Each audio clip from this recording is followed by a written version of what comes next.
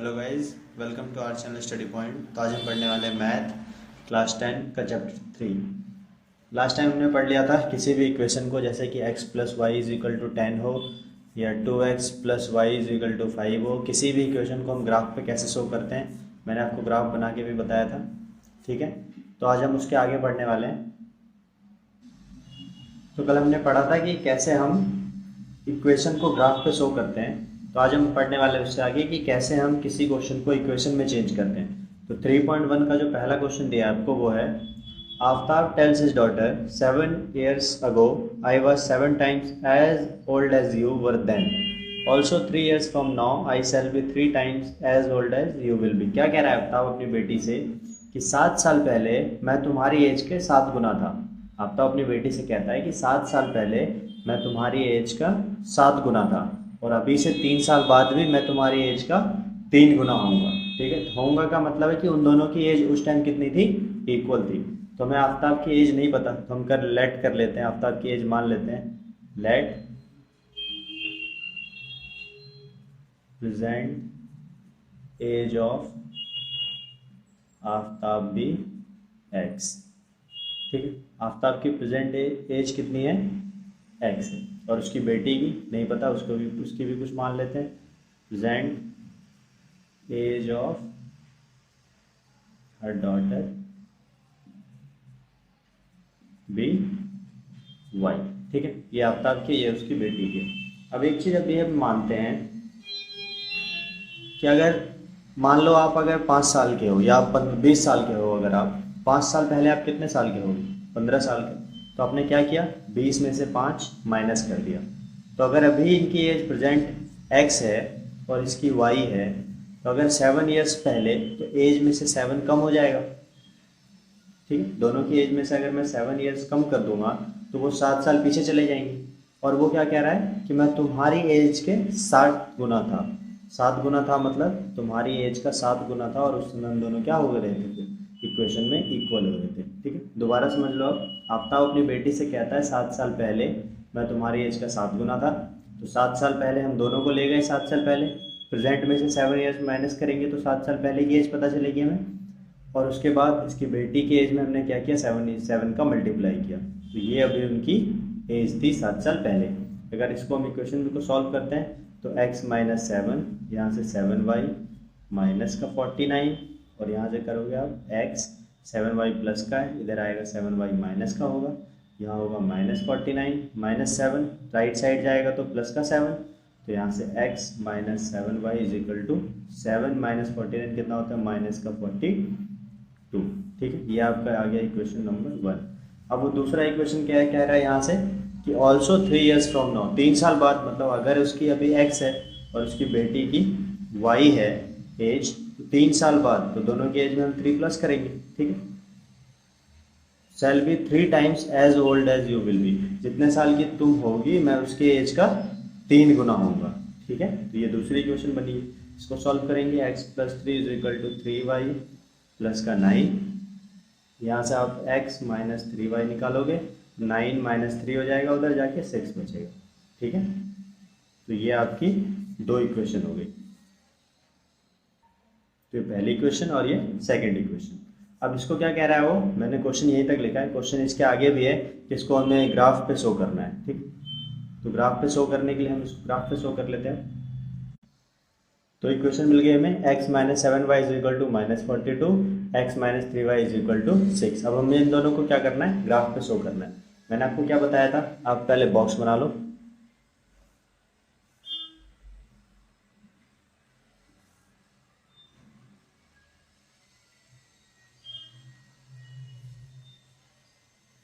और आप इसमें एक्स वाई की वैल्यू निकाल लो। और एक और बात आप याद रखना, आप चाहो तो एक्स वाई की वैल्यू 3 भी निकाल सकते हो, लेकिन मैं 2 ही निकालूंगा। आप चाहो तो 3 निकाल सकते हो, कोई फर्क नहीं पड़ेगा, आंसर हमेशा सेम ही रहता है।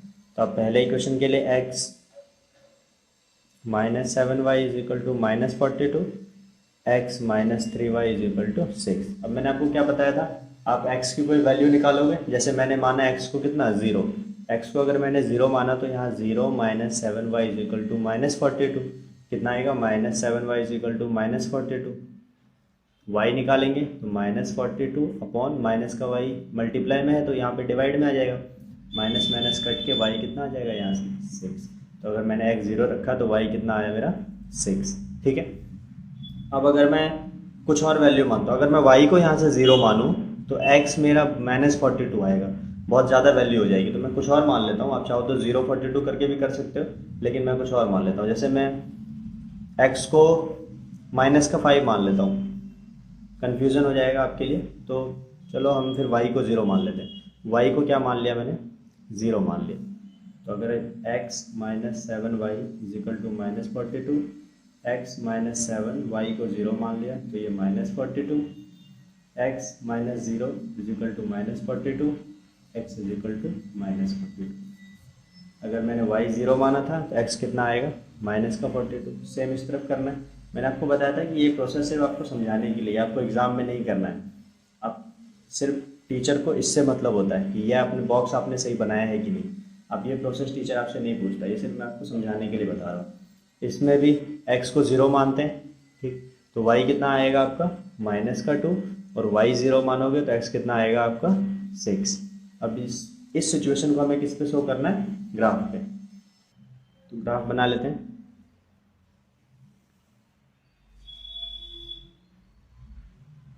देखो x आपका -42 में है, तो x आपका -42 इस तरफ ही होगा, इस तरफ भी थोड़ा स्पेस लेना पड़ेगा।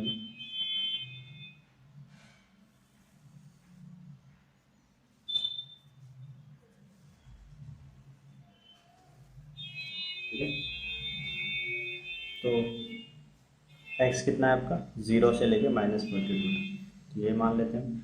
6 का अगर मैं गैप ले लूँ, या 7 का, 6 का ले लेता हूँ, 6 माइनस का -18 24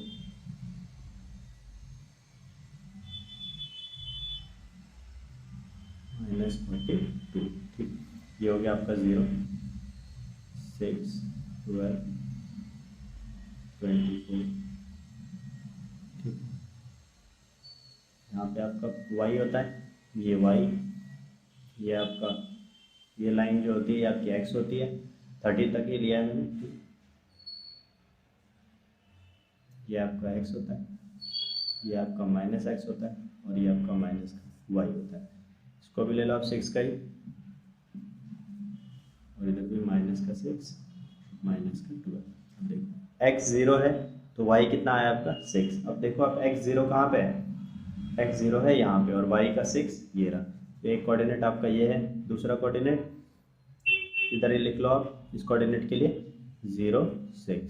second coordinate x -42 y 0, y 0 कहाँ है, यहाँ पे, और x -42 ये रहा। इस कोऑर्डिनेट को क्या दोगे आप नाम, 0 और -42, सॉरी x पहले लिखते हैं, तो -42 एंड 0। अब यहाँ से आप एक लाइन स्केल से ड्रॉ कर लो, एक आपका लाइन ये बनेगा। सेकंड x 0 y -2, x 0 कहाँ पे, यहाँ पे, और y -2 0 और -6 के बीच होगा, तो यहाँ मानते हैं। ग्राफ पे करोगे अगर आप ग्राफ के पेज पे, तो आपको अच्छे से बनेगा ये, -0 एंड -2। नेक्स्ट हमारा x 6 y 0, y 0 कहाँ पे, यहाँ पे, x का 6 ये रहा। तो ये पॉइंट हमारा क्या बनेगा 6 0, और यहाँ से भी एक लाइन आप ड्रॉ कर लो। तो इस किसी पॉइंट पे क्या करेगा, ये इंटरसेक्ट करेगा। ठीक है, अगर आपको ये इस क्वेश्चन में आंसर पूछता हो, तो जो कोऑर्डिनेट जहाँ पे कट करता है पॉइंट, वो आपका आंसर हो जाता है। लेकिन इसने आंसर नहीं पूछा, सिर्फ आपको ग्राफ पे शो करने को बोला है। ग्राफ से ही आंसर निकालेंगे हम अगले एक्सरसाइज में, लेकिन इस एक्सरसाइज में हमें ग्राफ से आंसर नहीं निकालना है। इसलिए सिर्फ ग्राफ बना के आपको क्या करना है, छोड़ देना, और ग्राफ पे इक्वेशन लिख देना। आप जिस इक्वेशन का लिए लाइन है उसे वो इक्वेशन यहाँ पे, और दूसरी वाली इक्वेशन यहाँ पे इस लाइन के। ठीक है, तो इसका अगला क्वेश्चन करते हैं। एक्सरसाइज का सेकंड क्वेश्चन जो है वो कह रहा है, the coach of a cricket team buys 3 bats and 6 balls of ₹3900। Later she buys another bat and 3 more balls of the same kind for 1300। क्या कह रहा है वो, कि कोच जो है किसी क्रिकेट टीम की, वो 3 बैट खरीदती है और 6 बॉल खरीदती है 3900 रुपीज़ में। बाद में वो उसी तरह की 3 सी बाइज अनदर बैट, एक और बैट खरीदती है और 3 और बॉल खरीदती है 1300 में। अब देखो, तो अगर वो बैट खरीद रही है तो बैट की कुछ कीमत होगी, लेकिन हमें इसमें कीमत नहीं है, तो कॉस्ट मान लेते हैं। Let cost of the bat be x, bat का कितना हमने मान लिया एक्स, और कॉस्ट ऑफ द बॉल कितना मान लिया हमने बी वाई। एक्स और वाई आपकी क्या है, बैट की कीमत और ये बॉल की कीमत। अब उन्होंने कितनी बॉल बैट खरीदी है, उन्होंने खरीदा है 3 बैट। अब देखो 3 बैट खरीदा है, तो 3 बैट के लिए उन्होंने क्या एक्स के रेट से कुछ कीमत पे किया होगा। जैसे एग्जांपल के लिए ले लो, अब आपने 3 चॉकलेट खरीदी है और तीनों चॉकलेट, एक चॉकलेट की कीमत कितनी है 10 रुपये, तो टोटल पे आप कितना करोगे उसे 30 रुपीज़। लेकिन इन्होंने हमें 10 नहीं बताया हुआ है एक की रेट, इसीलिए हमने इसको क्या माना है एक्स माना है। तो 3x, 3 बैट की कीमत x, फिर प्लस साथ में उन्होंने क्या किया 6 बॉल खरीदा और पर बॉल के लिए उन्होंने कितना पे किया है y, और टोटल जो कॉस्ट उनको पड़ा है वो कितना है का है 3900 का।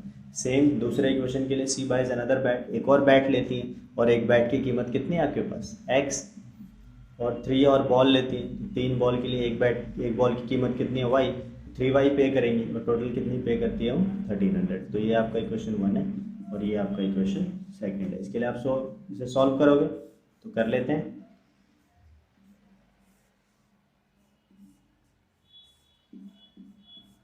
एक्स वाई, तो पहला इक्वेशन है 3x plus 6y is equal to 3900 और x plus 3y is equal to 1300।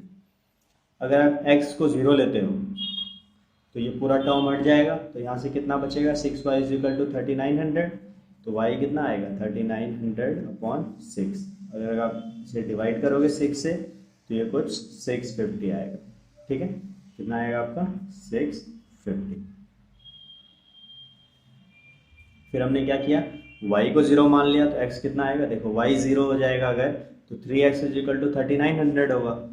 3x is equal to 3900 और यहाँ से x निकालेंगे तो 3900 डिवाइडेड बाई 3, और 3 से 39 कितने टाइम्स कटता है 13 टाइम। तो ये आपके पहले का इक्वेशन के सॉल्व हो गया।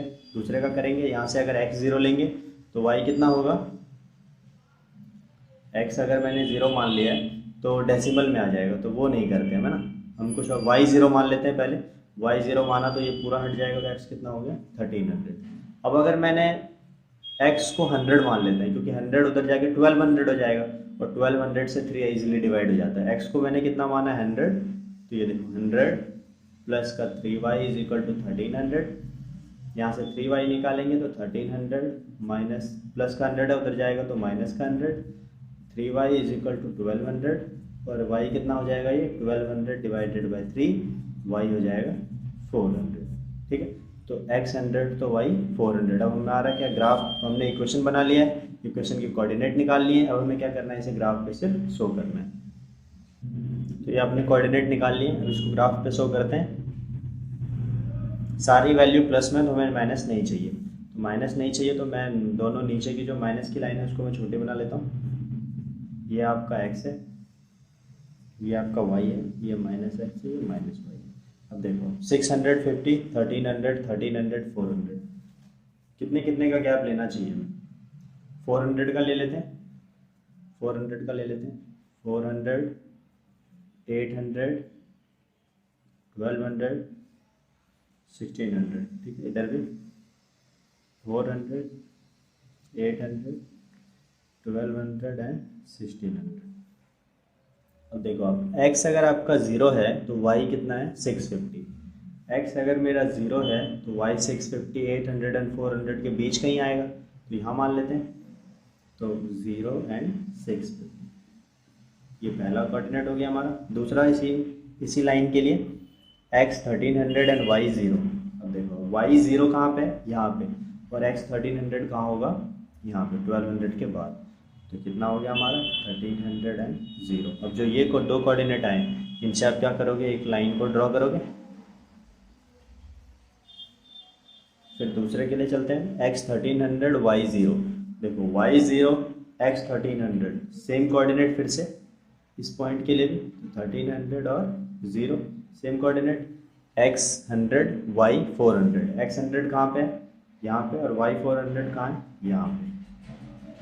इन दोनों पॉइंटों के लिए आप क्या करोगे, फिर से एक और ऐसे करके अगर ये आएगा इस पॉइंट के लिए, देखो 4x 100 के सामने और y 400 के सामने इस पॉइंट से, तो ऐसा कोई अगर आप बनाओगे इस लाइन से खुल जाएगा वो, ठीक है, इंटरसेक्ट करता हूँ। तो ये आपका क्या हो जाएगा, इस टाइप से ग्राफ शो करेगा आपका, और ये आपका आंसर हो जाएगा। ठीक है, ग्राफ आपको समझ नहीं आ रहा होगा, आप कॉपी में खुद बनाओगे आपको इजीली समझ आएगा, क्योंकि वैल्यू 100 की ज़्यादा है। कॉपी में अगर आप 100 to 100 200 300 400 500 600 ऐसे करके वैल्यू लोगे तब भी आपका आसानी से आ जाएगा। मेरे पास बोर्ड है इसलिए मैं ज़्यादा बड़ी वैल्यू नहीं ले सकता, इसीलिए मैंने 400 का गैप लिया है। आप चाहो तो 100 का ले लोगे तब भी आपका हो जाएगा। थर्ड क्वेश्चन जो है वो सिर्फ मैं आपको ऐसे बता देता हूँ। थर्ड क्वेश्चन जो है वो कह रहा है the cost of 2 kgs of Apple and 1 kgs of grapes on a day was found to be 160. After a month, the cost of 4 kg of apple and 2 kg of grapes is rupees 300. तो ये question भी को bat ball जैसा ही है, same है। आप क्या करोगे, एप्पल की कॉस्ट को x मान लोगे और ग्रेप्स की कॉस्ट को y मान लोगे। ठीक है, तो दो ही क्वेश्चन बन जाएगी। सेम इस तरह से ही वो क्वेश्चन होगा, वो आप खुद कर लेना। अगर आपसे ना हो तो आप मुझे कमेंट सेक्शन में बता सकते हो या इंस्टा पे DM कर देना। ये 3.1 एक्सरसाइज हमारा कंप्लीट हुआ है। आगे हम नेक्स्ट एक्सरसाइज करेंगे, तब तक आप ये क्वेश्चन ट्राई करना। एंड चैनल को प्लीज़ लाइक करें, सब्सक्राइब करें एंड शेयर करें। Thank you.